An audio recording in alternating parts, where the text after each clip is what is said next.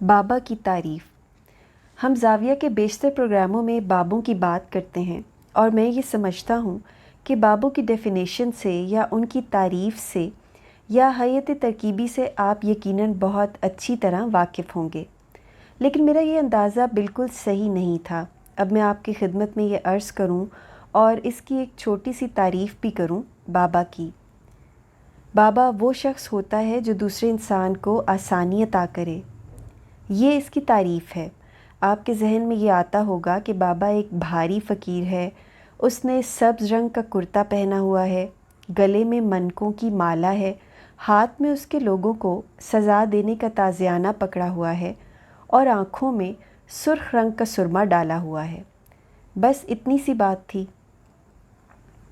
ایک 3 piece suit پہنے ہوئے اعلیٰ درجے کی سرخ رنگ کی ٹائی لگائی ہے، بیچ میں سونے کا پن لگائے ہوئے ایک بہت اعلیٰ درجے کا بابا ہوتا ہے۔ اس میں جنس کی بھی قید نہیں ہے، مرد، عورت، بچہ، بوڑھا، ادھیڑ نوجوان، یہ سب لوگ کبھی نہ کبھی اپنے وقت میں بابے ہوتے ہیں اور ہو گزرتے ہیں۔ لمحاتی طور پر ایک دفعہ کچھ آسانی عطا کرنے کا کام کیا اور کچھ مستقلاً اختیار کر لیتے ہیں اس شیوے کو، اور ہم ان کا بڑا احترام کرتے ہیں۔ میری زندگی میں بابے آئے ہیں اور میں حیران ہوتا تھا کہ یہ لوگوں کو آسانی عطا کرنے کا فن کس خوبی سے، کس سلیقے سے جانتے ہیں۔ میری یہ حسرت ہی رہی، میں اس عمر کو پہنچ گیا، میں اپنی طرف سے کسی کو نہ آسانی عطا کر سکا نہ دے سکا، اور مجھے ڈر لگتا ہے کہ نہ ہی آئندہ کبھی اس کی توقع ہے۔ جب ہم 3rd ایئر میں تھے تو کرپال سنگھ ہمارا ساتھی تھا، ہم اس کو کرپالا سنگھ کہتے تھے۔ بیچارہ ایسا ہی آدمی تھا جیسے ایک پنجابی فوک گانے والا سکھ ہوتا ہے، لال رنگ کا لباس پہن کے بہت ٹیڑھا ہو کے گایا کرتا ہے۔ ایک روز ہم لاہور کے بازار انارکلی میں جا رہے تھے تو اسٹیشنری کی دکانوں کے آگے ایک فقیر تھا۔ اس نے کہا، بابا اللہ کے نام پر کچھ دے، تو میں نے کوئی توجہ نہ دی۔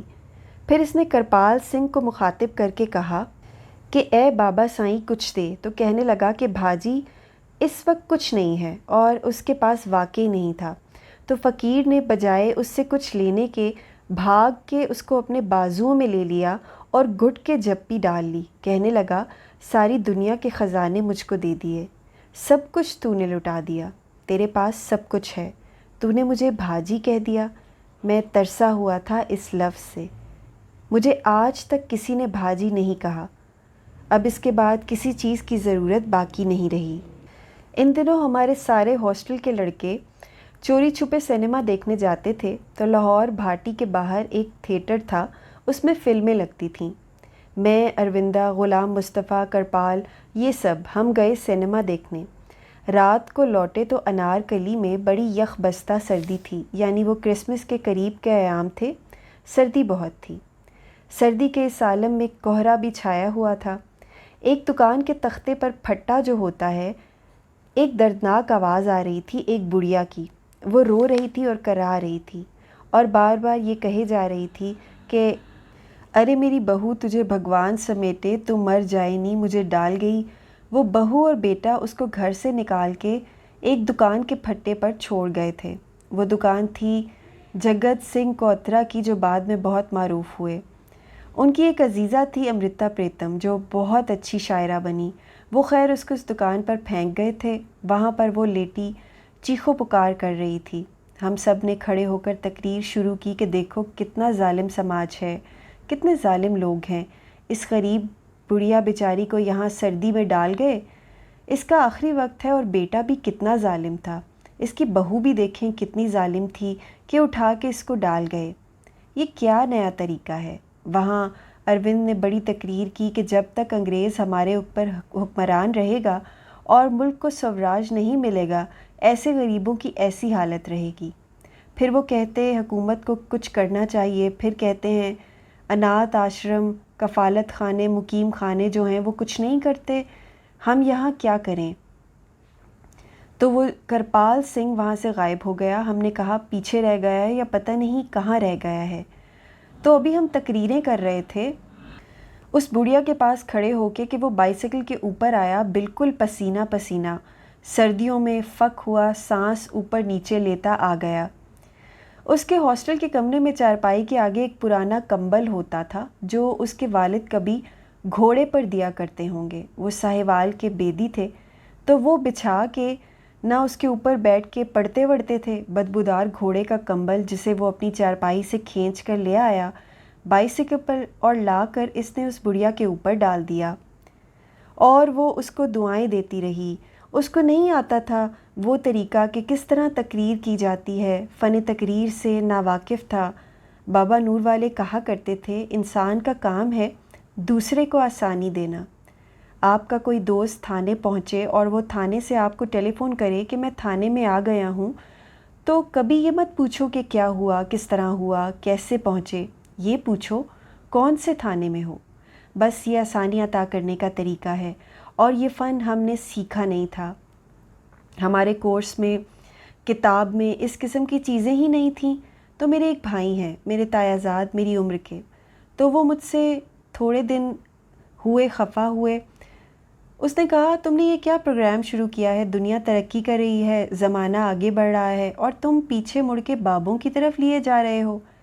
जब आदमी तरक्की का मतलब लेता है तो वो बहाना और सहारा दूसरों का लेता है, अपनी ज़िंदगी बनाने का सिर्फ अकेला ख्वाहिशमंद होता है। कहते हैं इसमें किसी इखलाक या मोरालिटी की ज़रूरत नहीं, छोड़ो इंसान को। अब तुम कोई ऐसा काम करो जो टेक्नोलॉजी के साथ ताल्लुक़ रखता हो और इल्म अता करो और उनको बताओ। तो जब वो मुझसे बात कर रहे थे मुझे अपने बाबा जी का ज़माना याद आ रहा था कि यहाँ पर सिब्बी में एक मेला होता है, सालाना मवेशियों का मेला। वो हमारे पाकिस्तान में बहुत मशहूर है। मेला बहुत आला दर्जे का होता है। वहाँ के कुछ लोगों ने मुझे ख़त लिखा बड़ी मोहब्बत के साथ कि हमारा भी आपके ऊपर कोई हक़ है, तो आप कभी इशफाक साहब यहाँ पर तशरीफ़ लाएं। तो मैंने सुना कि सिब्बी में बहुत गर्मी होती है और मैं क्या करूँगा जाके, मैं कुछ टाल जाता था। ख़त तकरीबन 4 साल तक आता रहा। फिर मुझे बहुत शर्मिंदगी हुई और ज़मीर ने मलामत की, भाई ऐसी कौन सी मुसीबत है कि आप नहीं जा सकते। मैंने कहा मैं तैयार हूँ जाने के लिए। मैंने इरादा बांधा तो मैंने कादरी बाबा से जाकर पूछा इजाज़त लेने के लिए। हम ज़ोर लगा के ये रस्म सीख रहे थे, वरना कौन इजाज़त लेता है। मैंने कहा सरकार वो मुझे सिब्बी जाना है। कहने लगे बहुत खुशी की बात है, बड़ी अच्छी बात है, ज़रूर जाओ। मैंने कहा जी वहाँ के लोगों ने बुलाया है। कहने लगे नहीं नहीं, इसमें तो पूछने की बात ही नहीं कोई, और तुम जाना और ज़रूर जाना। मैंने कहा जी आपकी तरफ से इजाज़त है।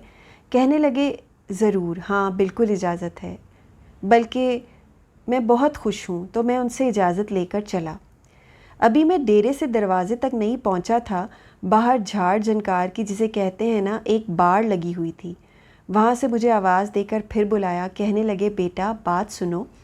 जब मैं लौट के आया तो मुझसे कहने लगे सिब्बी जा रहे हो, बड़ी खुशी की बात है। वहाँ जाकर लोगों को अपना इल्म अता करने ना बैठ जाना, उनको मोहब्बत देना। मैंने कहा सर मोहब्बत तो हमारे पास घर में देने जोगी भी नहीं, वो कहाँ से दूँ, मेरे पास तो इल्म ही इल्म है। कहने लगे ना, इन्हें इल्म ना देना, उन्होंने मोहब्बत से बुलाया है, मोहब्बत से जाना, अगर है तो लेकर जाना। लेकिन हम तो ज़ाहिर इल्म सिखाते हैं कि इतना ऊंचा रोशनदान रखो, मवेशी को अंदर मत बांधो, नाक से सांस लो, मुंह से एक्सेल करो, वगैरह वगैरह। और ये मोहब्बत, मैंने कहा जी ये बड़ा मुश्किल काम है, मैं ये कैसे कर सकूँगा। मैं गया, कोशिशें भी की, लेकिन बिल्कुल नाकाम लौटा, क्योंकि इल्म अता करना और नसीहतें करना बहुत आसान है और मोहब्बत देना बड़ा मुश्किल काम है। तो मैं ये अर्ज़ कर रहा था कि बाबे वो होते हैं जिनमें तख़सीस नहीं होती। अगर आप ज़िंदगी में कभी किसी शख्स को आसानी अता कर रहे हैं तो आप बाबे हैं।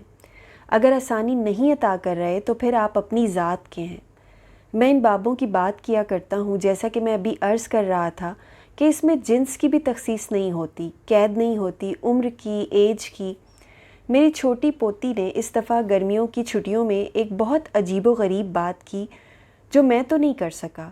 उसने स्कूल की थर्मास लेकर इसमें शिकंजबीन बनाई, बहुत अच्छी, ठंडी, और बर्फ़ डाली, और उसको जहाँ हमारा लेटर बॉक्स लगा है درخت کے ساتھ ہے، اس درخت کی کھو میں رکھ دیا اور ایک خط لکھ کے پن کر دیا اس کے ساتھ۔ اس نے لکھا، انکل پوسٹ مین، آپ گرمی میں خط دینے آتے ہیں تو آپ بائیسیکل چلاتے ہیں، بڑی تکلیف ہوتی ہے، میں نے آپ کے لیے یہ شکنجبین بنائی ہے، یہ آپ پی لیں، میں آپ کی بڑی شکر گزار ہوں گی۔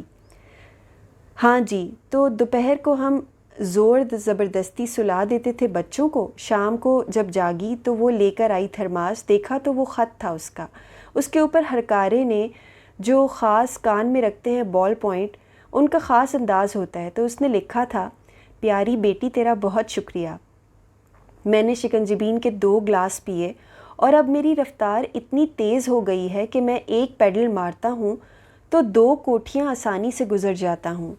تو جیتی رہ، اللہ تجھے خوش رکھے، کل جو بنائے گی اس میں چینی کے 2 چمچ زیادہ ڈال دینا، یہ اس کی محبت ہے نا۔ یہ بچی جو ہے چھوٹی سی خواتین و حضرات، اس نے بابا کی طرح سے آسانی دی تھی، اس نے ایک ریلیٹڈنس، ایک تعلق محسوس کیا تھا اس سے۔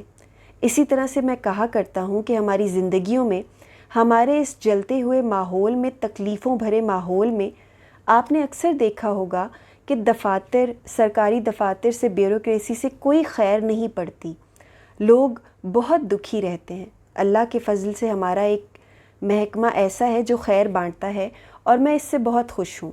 وہ ڈاک کا محکمہ ہے، یعنی آپ بڑی آسانی کے ساتھ اپنی چیز لے جائیں اور ٹھپا لگا کے آپ کو رسید دیتا ہے۔ میں دعا کرتا ہوں، آپ یقین کریں، میں سچی بات عرض کرتا ہوں کہ جس طرح سے لوگ کسی درگاہ کے قریب سے گزرتے ہوئے سلام کرتے ہیں، میں جب بھی کسی ڈاک خانے کے پاس سے گزرتا ہوں، چاہے میں گاڑی میں جا رہا ہوں، میں انہیں سلام ضرور کرتا ہوں کہ میں آپ کی اور کوئی خدمت نہیں کر سکا۔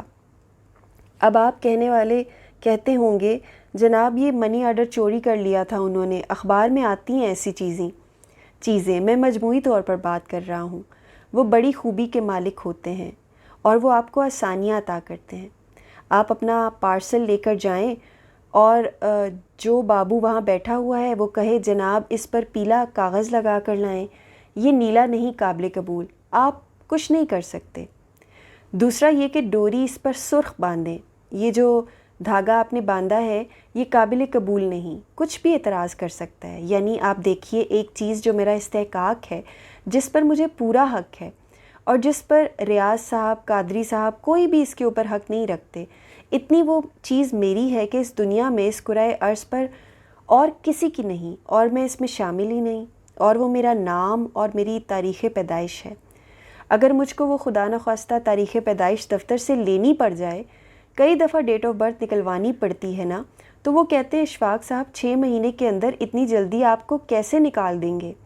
اب رویے کی بات ہے، وہ آسانی کی بجائے آبجیکشن لگا دیتے ہیں اس کے ساتھ۔ وہ لگائیں اپنا شناختی کارڈ، وہ لگایا، پھر کہا جی اس کی 2 کاپیاں کرا کر لائیں، کچھ نہ کچھ ہوتا رہتا ہے۔ تو میں بڑی دعا کرتا ہوں اور دعا دیتا ہوں، اور یہ جو بابا پن ہے ڈاک خانے نے اپنا قائم رکھا ہوا ہے، اور جس میں ہلکی ہلکی کوتاہیاں آتی رہتی ہیں، اللہ کے واسطے وہ انہیں دور کریں تاکہ ہم فخر کے ساتھ اس کو دنیا کے اور اداروں کے ساتھ موازنے اور مقابلے میں پیش کر سکیں۔ جب میں نیا ولایت سے آیا تو میں جاننا چاہتا تھا کہ یہ ڈیرے کیا ہوتے ہیں۔ میں نے وہاں جو پہلی بات نوٹ کی وہ یہ تھی کہ ہم لوگ اندر بیٹھے ہیں، کھانا کھا رہے ہیں، بابا سے باتیں ہو رہی ہیں، تو جب ہم باہر نکلتے تھے تو ساروں کی جوتیاں ایک قطار میں ہوتی تھیں اور ان کا رخ باہر کی طرف ہوتا تھا۔ آدمی جوتی اتار دیتا ہے، اونچی نیچی پڑی رہتی ہیں، تو ڈیروں پر اس کا بڑا اہتمام کیا جاتا ہے۔ میں نے جب دیکھا تو یہ اچھا فعل ہے، تو لوگوں کی جوتیاں ٹھیک کرنا، اور مجھ میں کیونکہ تھوڑا سا استکبار تھا، گھمنڈ تھا کہ میں ولایت سے پڑھ کے آیا ہوں، بڑا کوالیفیکیشن والا ہوں، ہوتا ہے عام طور پر، میں نے ہمت کر کے جوتیاں سیدھی کرنے کی کوشش کی۔ یہ مشکل کام تھا، لیکن میں نے زور لگا کے اور آنکھ بچا کے، میری عزت کا بھی سوال تھا۔ 3 4 5 ٹھیک کی تھیں تو اوپر سے بابا جی آ گئے، انہوں نے میرا ہاتھ پکڑ لیا کہ نہ پت تسی ایک کم نہ کرو، بالکل نہیں کرنا، آپ نے نہیں کرنا۔ میں نے کہا نہیں جی، میں شرمندہ سا تھا، اٹھا لیا مجھے، سب لوگ دیکھ رہے تھے، مجھے منع کر دیا، منع تو ہو گیا لیکن میری طبیعت پر بڑا بوجھ رہا، اور میں یہ سوچتا رہا کہ میرے ساتھ ایسا کیوں ہوا۔ میں ایک اچھے فیل میں داخل ہونا چاہتا تھا۔ جی ہاں، میرے ساتھ یہ کیوں ہوا؟ تو دوپہر کے وقت ہم اکیلے تھے۔ میں نے کہا جی میں عرض کروں ایک بات، کیونکہ میری طبیعت پر اس کا بڑا بوجھ ہے۔ آپ نے ایسا کیوں کیا؟ انہوں نے کہا یہ ٹھیک ہے، جو علم آپ کو عطا کرنا ہے وہ زیادہ بہتر ہے۔ میں نے کہا لیکن وہ سر، میں تو اچھا کام کر رہا تھا۔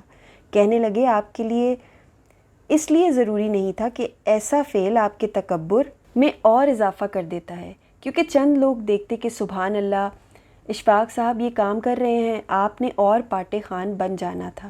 آپ اس کو دیکھیں، ہمارے ذہن میں یہ بات نہیں آتی نا، بڑی دور کی بات ہے، نہیں آتی، تو اس لیے ہم نے ان لوگوں کی خدمت میں یہ عرض کیا ہم ہرگز پیچھے کی طرف نہیں جا رہے، ہم تو بہت آگے، ذرا زیادہ ایڈوانس جا رہے ہیں، ہم لوٹ کے آنا چاہتے ہیں اس استحکام اور مضبوطی کی طرف جو کسی زمانے میں ہمارا ترائے امتیاز تھا۔ ہمارے یہاں ایک پروفیسر تھے، بہت اچھے سائیکالوجی کے بھلے آدمی، میرا بھانجا ان سے پڑھتا تھا۔ ایک دن وہ آیا، کہنے لگا ماموں وہ ہماری ایکسٹرا کلاسیں لیتے ہیں شام کے وقت اور 10 اسٹوڈنٹ ان کے پاس بیٹھ کر پڑھتے ہیں۔ امی تو پیسے نہیں دے سکتی، ابو کا ہاتھ کچھ تنگ ہے، تو آپ ایسے کریں کہ پروفیسر صاحب سے مل کے کچھ طے کریں۔ ابو کہتے ہیں کہ ہم ان کو 500 روپیہ دے سکتے ہیں۔ تو میں ان پروفیسر کے پاس گیا، شام کے وقت گھاس پر پرانے انداز میں بیٹھے ہوئے پڑھا رہے تھے، بڑے انہماک اور لگن کے ساتھ۔ تو میں نے گستاخی کی، میں نے کہا پروفیسر صاحب میں آپ سے بات کرنا چاہتا ہوں۔ تو وہ کہنے لگے اچھا، وہ چھوڑ کے آئے۔ میں نے کہا میں آپ کے پاس ایک درخواست لے کر آیا ہوں، آپ مجھے جانتے ہیں؟ کہنے لگے ہاں جی ہاں، آپ کو بہت اچھی طرح سے جانتے ہیں۔ تو میں نے کہا آپ سے یہ درخواست کرتا ہوں کہ یہ میری بہن زیادہ صاحب حیثیت نہیں ہے، وہ صرف 500 روپیہ آپ کو دے سکیں گے۔ کہنے لگے اشفاق صاحب مجھے پڑھانے کے پیسے تو ملتے ہیں۔ میں نے کہا وہ دوسرے لڑکے آپ کو زیادہ دیتے ہوں گے۔ کہنے لگے نہیں نہیں، مجھے سرکار سے ملتے ہیں، میری تنخواہ ہے۔ میں نے کہا تو وہ کالج میں پڑھانے کے ملتے ہیں، تو آپ ایکسٹرا پڑھا رہے ہیں؟ کہنے لگے no no, the teacher is all the time teacher, وہ صبح پڑھائے یا شام، اس کے پیسے تو مجھے سرکار دیتی ہے۔ یہ آپ کو کس نے کہہ دیا کہ میں 500 روپیہ لیتا ہوں؟ آپ تو مجھے شرمندہ کر رہے ہیں۔ یہ تو میرا فرض ہے اور یہ میری محبت ہے، اور یہ بہت بڑی محبت کے ساتھ لوگ آئے ہیں۔ تو وہ پروفیسر تھے جو آسانی عطا کرتے تھے، اور ان کے پاس اور کلاسیں آتی رہیں، میں ان کو دیکھتا رہا اور ان کو سلام کرنے جاتا رہا، کیونکہ وہ بھی ایک بابا تھے۔ جس طرح میری پوتی ایک بابا ہے، میں اسے سلام کرتا ہوں، ڈاکخانہ ایک بابا ہے، یہ ایک استعارہ ہے جس میں سچ مچ لوگ بھی شامل ہو ہی جاتے ہیں۔ جس طرح کئی دفعہ ٹھگ جو ہوتا ہے وہ فوجی میجر کی وردی پہن کے دکان چیک کرنے کے لیے چلا جاتا ہے کہ تمہارے کیا حساب و کتاب ہیں، اور گلے میں سے 1000 روپیہ کھسکا کے لے آتا ہے، تو آپ کو یہ نہیں کہنا چاہیے کہ جو میجر ہوتا ہے وہ ٹھگ ہوتا ہے، اسی لیے آرمی میں سے میجر کا رینک نکال دیں۔ نہیں، یہ بات نہیں ہے۔ امپوسٹر جو ہوتا ہے، ٹھگ جو ہوتا ہے، وہ اپنے انداز کا ہے، ویسا ہی رہے گا۔ آپ کو اب یہ دیکھنا ہے، اور ذرا سا اس کا آسان ٹیسٹ یہ جو آپ اپنی ذات پر بھی اپلائی کر سکتے ہیں کہ اس نے کسی سطح پر کسی طرح سے کسی طریقے سے بنی نوع انسان کو آسانی عطا کی یا نہیں۔ آپ نے بچپن میں دیکھا ہوگا، آپ کے محلے میں، آپ کے گاؤں میں اور آپ کے قصبے کے یا آپ کے شہر کے بزرگ جو تھے، وہ جب راہ چلتے تھے تو اپنی چھڑی کے ساتھ کوئی کیلے کا چھلکا پڑا ہوا ہے یا کوئی ایسی گری پڑی چیز، اینٹ روڑا ہٹاتے چلے جاتے ہیں۔ ہم نے کبھی ایسا نہیں کیا۔ بد نصیبی ہے جس دن اپنی چھڑی کے ساتھ ایک اکیلا آدمی اس آلائش کو دور کرتا چلا جائے گا، اور مجھے یقین ہے کہ وہ پیچھے چلنے والے آتے جائیں گے اور ملتے رہیں گے۔ ہماری یہ کوتاہی رہی ہے کہ ہم اس کے بارے میں علم عطا کرنے کی کوششیں کرتے ہیں۔ وہ بابا جی نے جو کہا تھا کہ علم عطا کرنے نہ بیٹھ جانا، ان کو محبت دینا۔ آپ کو مجھ سے محبت دینے کی ضرورت ہے، ورنہ علم اندر نہیں جاتا۔ وہ پروفیسر جو گھاس پر بیٹھ کے لڑکوں کو پڑھاتا تھا، اس کا علم جاری رہا تھا، وہ اس لیے کہ اس کے پاس ایک ایسا پرنالہ تھا جو محبت کا تھا، اور پھسل پھسل کر لڑکوں میں داخل ہو رہا تھا۔ یہ اس کے بغیر نہیں ہوگا۔ خواتین و حضرات، آج ہلکی سی وضاحت یہ بابے کی ہوئی، اور آپ کے ذہن سے بہت سے شکوک میرا خیال ہے دور ہوتے رہیں گے۔ نہ ہوتے ہوں تو کوئی ایسی بری بات نہیں، شکوک کو ساتھ لے کے چلنا ہی اچھی بات ہے، کیونکہ شک جو ہے خلاف ایمان نہیں ہے، ایمان کا ایک حصہ ہے، کیونکہ اس سے ذہن میں شک پیدا ہوگا جو ایمان والا ہے، اللہ کو مانتا ہے، تو اس میں ایسی کوئی بات نہیں ہے۔ لیکن مجھے خوشی ہے کہ ہر ہفتے آپ سے ملاقات ہو جاتی ہے اور کچھ ایسی باتیں ہو جاتی ہیں جو میں اپنے لیے جاننا نہیں چاہتا، کیونکہ یہ آپ کا حصہ ہے۔ اللہ آپ کو آسانیاں عطا فرمائے اور آسانیاں تقسیم کرنے کا شرف عطا فرمائے۔ اللہ حافظ۔